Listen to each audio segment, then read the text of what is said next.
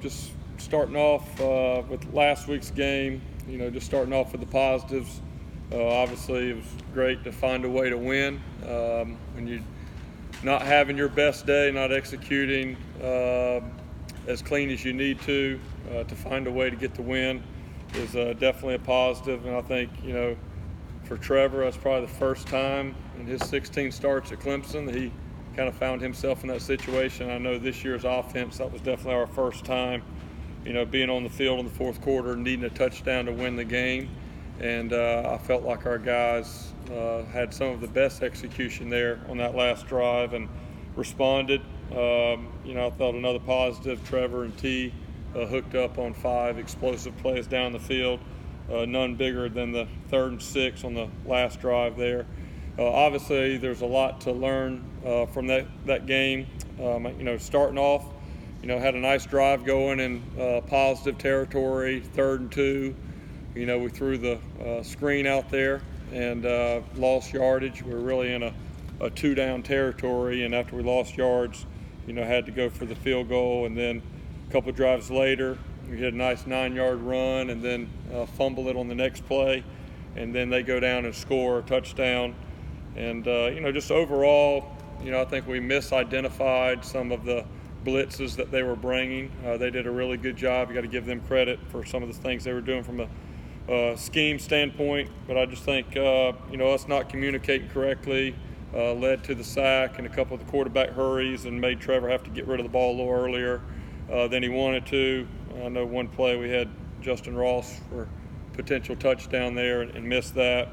And then the other thing that really showed up that has not been a problem all year was the 5 penalties offensively, and penalties are really just drive killers. I mean, we had some nice drives going and then kind of stall because of self kind of inflicted deal there with the penalties. And then, overall, the biggest thing watching the video was just, a lack of the consistent execution that maybe we've had in other games. So I think it was a good time for an open week.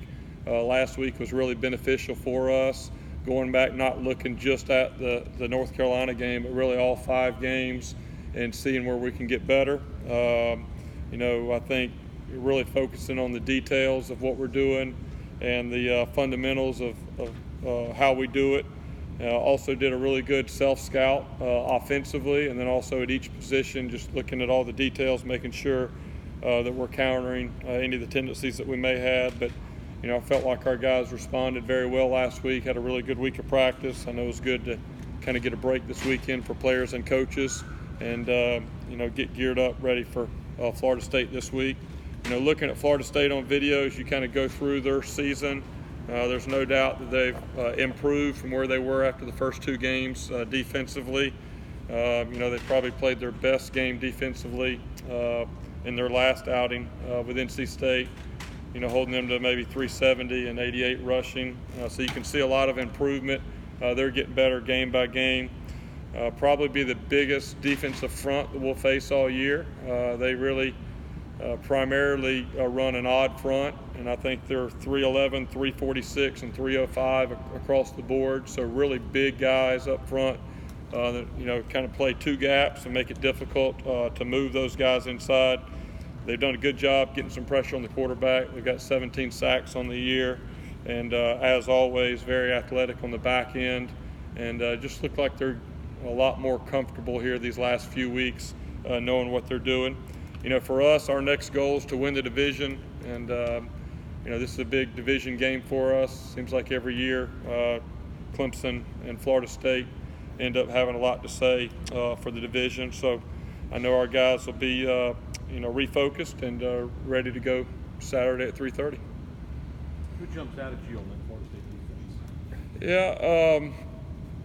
Yeah, I think really all 3 of those guys up front, just because of how big they are. They do a really good job of using their hands. You don't see them get knocked back very much. And then I think coming off the edge, they've got some guys that have created some good one-on-one matchups with the left tackle and right tackle, and creating some pressure. And really what they're trying to do whenever they bring pressure from the edge is get the quarterback to really have to step up, and then they're just kind of, trying to move that offensive line backwards and take up space there for the quarterback. When you look at where Clemson is now, does it remind you at all where FSU was back in its heyday? Yeah, it does for sure, and I've talked about that before.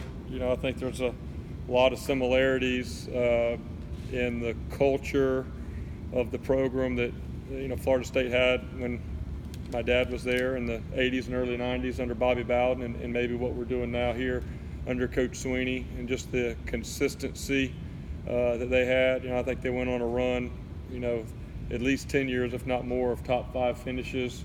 If they'd had the playoffs back then, they probably would have had a couple more opportunities for national championships. So, yeah, there's definitely a lot of similarities. The funny thing for me is maybe being a kid, when I look back at kind of my dad's career, I think that we were at Florida State forever, and then we came to South Carolina, and then we've been at Clemson. And now looking back, my dad going into his 20th year here at Clemson, and he's been at Clemson now twice as long as he was ever at Florida State. So it's kind of unique now looking back. But there's no doubt those were, a special time. Very similar to what, I've been fortunate to do here at Clemson, kind of moving up from being a graduate assistant to a recruiting coordinator, and now in an offensive coordinator role, is very similar to my dad's path there at Florida State. And for him to be able to work under a guy like Bobby Bowden, and then many years later me get the opportunity to do that under a guy like Coach Sweeney, is very rare and a true blessing for our family. Were you able to watch any of that Bowden dynasty on the ACC network? See your dad on the sidelines? Yeah, I did. It's kind of funny. My dad was hanging on Bobby Bowden after one of those touchdowns, a lot like I can get caught hanging on Coach Sweeney celebrating. But what was really cool about that I guess video that was out there is for me, the locker room images or video of the locker room and seeing Bobby Bowden talk to the team, like I was right there. I mean, I can remember sitting in Charlie Ward's locker, looking over his shoulder as he was kind of sitting on the stool right in front of his locker, and that was the first time in whatever that's been 25 years that you actually get to see the footage of what you remember, and it was exactly how I remembered it. So that was neat for me, just kind of going back watching that, and kind of neat to see my dad when he was a little younger, and in there having those conversations with Coach Bowden on the sideline. Jeff, our defenses, I guess specifically North Carolina and Syracuse, are they trying to take away the middle of the field, all the intermediate stuff? Yeah, I think we can get a little bit too far down that road maybe on what defenses are doing. I mean, I think now after you played 5 games, we're seeing a little bit of everything. And I think it's just our job as coaches and players to number one, execute on what we're trying to do. And number two, kind of find out how they're playing us and then go attack, the area maybe where they're weak. I felt like North Carolina did a great job. Coach Bateman's an outstanding coach. I was with him last year at the Broyles Award. We were both finalists for that and spent 2 days with him. And, he did a great job schematically with some of the things that they did. And, I felt like we made some adjustments and we had some plays there. I mean, you look back at, Cornell, on a little play where we felt like they were kind of had a lot of guys inside in the box, and we flip it out there to Cornell, and, he's got a chance to run for a long ways and just falls down, and that's not something Cornell does a lot of. It's just kind of, for whatever reason, it seemed like it was kind of that afternoon for us, and we couldn't get out of our own way when we had opportunities to kind of take advantage of some things that we were able to see. What did you learn about Trevor in this year's offense in the fourth quarter of a tie game? You want to see that, but then again, maybe you don't want to see that. Sure, yeah. I mean, that's like I said, that's the first time maybe that Trevor's been in that situation, and what we learned is maybe what we already think about Trevor. He's a guy that, he's not a guy that plays tight. I mean, that's really, you got to give North Carolina credit. They did a good job. Their game plan was really to kind of limit our possessions, create a long game, get it into the fourth quarter, and then put all the pressure on us. And so maybe the normal situation for a quarterback in that situation would be to press and maybe, not be able to execute. But Trevor was calm and he knew exactly what he was seeing, and did a really good job on that last drive and went down and executed. And I think like I said,